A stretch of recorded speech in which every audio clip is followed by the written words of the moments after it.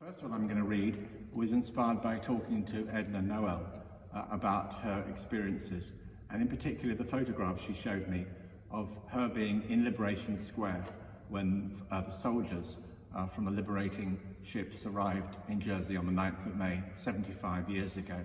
This is what I wrote about Edna. Edna's a schoolgirl in the sea of faces in front of the harbour master's office, as close to the sailor as she dares.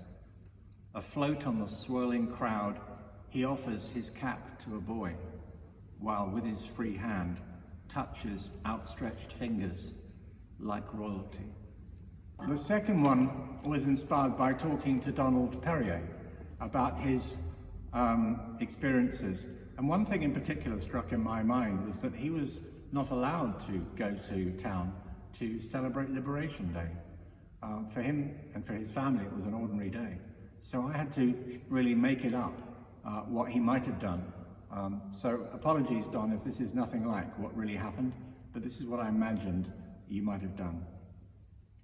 Refused permission to go into town, Don climbed the tree in the yard. By the gate, the symbols of his chores, iron pail for milk, egg basket, grew small. Past the swing, higher than he'd ever been, deaf to shouts below, he cheered the ships at anchor in the bay. And the third and final piece I'm going to read to you was inspired by talking to David Tanguy, who very sadly passed away a few weeks ago. And it was really sad because I was looking forward to showing David what I'd written as I showed Edna and Don their poems just now.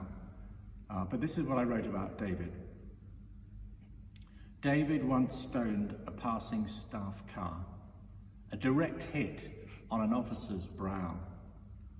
Scarpered, caught as he cowered in a barn.